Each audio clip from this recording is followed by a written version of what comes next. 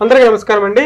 చంద్రబాబు నాయుడు గారు చేసినటువంటి కొన్ని కామెంట్స్, చంద్రబాబు నాయుడు గారు చెప్పినటువంటి కొన్ని మాటల వల్ల ఆంధ్రప్రదేశ్లోకి చెందినటువంటి కొంత వర్గం, కొంతమంది ప్రజలు, టీడీపీకి చెందినటువంటి కొంతమంది కార్యకర్తలు, నాయకులు, అంతేకాకుండా ఇతర పార్టీకి చెందినటువంటి నాయకులు, కార్యకర్తలు ఒక రకమైన ఆందోళనకు గురవుతున్నారట.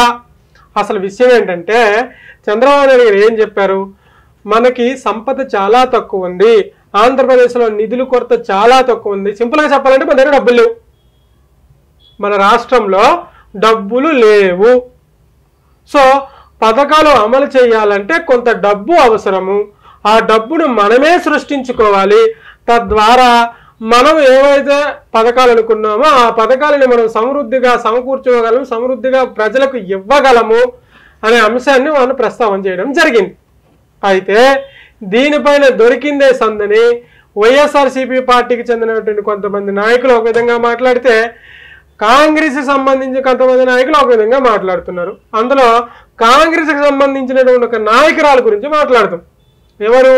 వైఎస్ షర్మిల గారు ఏం మాట్లాడారయ్యా అంటే, 50 లక్షల మంది అన్నదాతలను వంచారు, 80 లక్షల మంది విద్యార్థులకు ద్రోహం చేశారు, 1.50 కోట్ల మంది మహిళలకు మోసం చేశారు, 50 లక్షల మంది నిరుద్యోగుల జీవితాలతో ఆడుకుంటున్నారు చంద్రబాబు నాయుడు గారు అని చెప్పేసి ఆమె ఒక మాట మాట్లాడడం జరిగింది.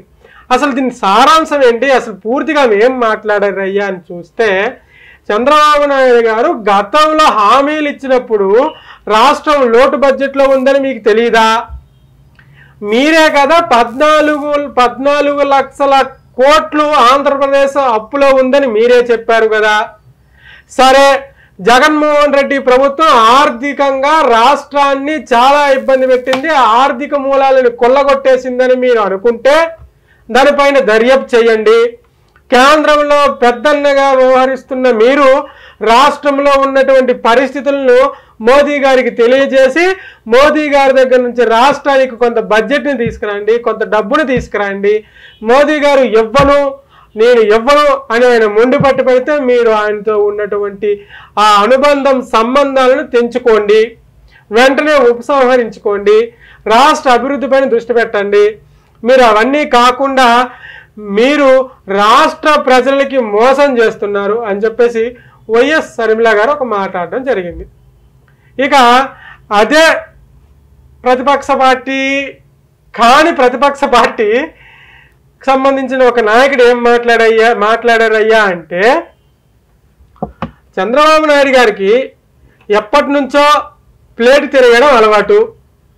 అధికారంలోకి రాకముందు వరకు ఒక మాట మాట్లాడారు, అధికారంలోకి వచ్చి అంటే ప్రజలు అధికారం ఇచ్చినాక పూర్తిగా మాట మార్చేశారు. సో ఇది చంద్రబాబు నాయుడు గారికి ఎప్పటి నుంచో వచ్చిన అలవాటు, చంద్రబాబు నాయుడు గారికి ఉన్న అలవాటు. సో ఇప్పుడు రాష్ట్రం ఇంత అప్పులో ఉంది, రాష్ట్రంలో డబ్బులు లేవు. ఇప్పుడు జగన్మోహన్ రెడ్డి దగ్గర డబ్బులు లేకపోయినా లాస్ట్ ఎలక్షన్ టైంలో జగన్మోహన్ రెడ్డి దగ్గర డబ్బులు లేవు, లాస్ట్ ఎలక్షన్ టైంలో రాష్ట్రం ఇంత అప్పులో ఉందని మీకు తెలిసినా మీరు ఎలా ఇచ్చారు? మీరు హామీలు ఎలా ఇచ్చారు? ఎలా ఇవ్వాలనుకున్నారు ప్రజలకి? అది మీరు ముందుగా చెప్పాలి. అదంతా పక్కన పెడితే చంద్రబాబు నాయుడు గారు అబద్ధపు హామీలు ఇచ్చారు, చంద్రబాబు నాయుడు గారు అబద్ధాలు ఆడారు, చంద్రబాబు నాయుడు గారు ప్రజల్ని మోసం చేశారు. ఇప్పుడు డిప్యూటీ సీఎంగా ఉన్నటువంటి పవన్ కళ్యాణ్ గారు మీరు ఏ గుడి మెట్లు కడుగుతారు? అది మీరు ప్రజలకు చెప్పాల్సిన విషయం అని చెప్పేసి ఆయన ఒక మాట మాట్లాడడం జరిగింది, వైఎస్ఆర్సీపీ పార్టీకి చెందినటువంటి ఒక నాయకుడు. సో ఇది వీళ్ళిద్దరు మాట్లాడడం జరిగింది. అయితే దీనిపై నా అభిప్రాయం ఏంటయ్యా అంటే, రాష్ట్రాన్ని వంచేశారు, డబ్బులు లేకుండా ఎవరికి నచ్చినట్టు వాడు దోచేశారు. సో ఇప్పుడు ఎక్కడి నుంచి తేవాలి డబ్బులు? సంపద లేదు.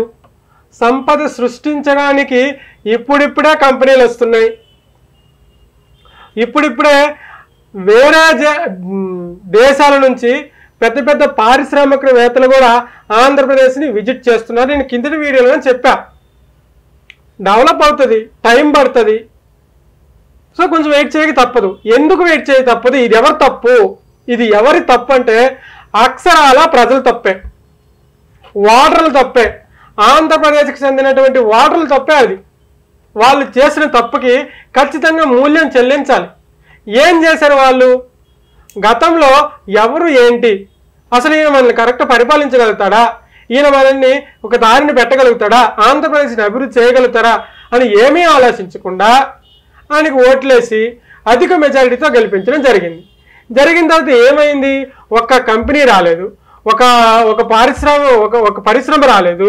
ఏవో పచ్చళ్ళంట, అరిసెలంట, బొబ్బట్లంట, పానీపూరి బళ్ళంట అవి వచ్చాయి ఆంధ్రప్రదేశ్కి. మరి వాటితోటే గత 5 సంవత్సరాలు పరిపాలించారు. అవి ఇచ్చే బడ్జెట్తో మరి గత 5 సంవత్సరాలు పరిపాలించినట్టు ఉన్నారు. నేను జగన్మోహన్ రెడ్డి తప్పనట్లేదు, ఇక్కడ జరిగిన సిచ్యువేషన్ చెప్తున్నాను.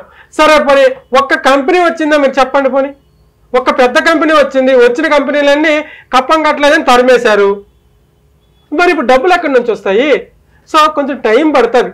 టైం పట్టినా ఆ సూపర్ 6లో ఏవైతే హామీలు ఇచ్చారో ఆ 100% నెరవేర్చే దిశగా ప్రభుత్వం కృషి చేస్తుంది. సో కొద్దిగా ఓపికతో ప్రజలు ఉండవలసిన అవసరం ఉంది, ఎందుకంటే అది మీరు చేసిన తప్పు కాబట్టి. ఇది నా అభిప్రాయం. మీ అభిప్రాయాలు ఏమంటే కింద కామెంట్ రూపంలో తెలియజేయండి. మన ఛానల్ కొత్తగా చూసే సబ్స్క్రైబ్ చేసుకోండి, ఒక లైక్ కొట్టండి. Thank you.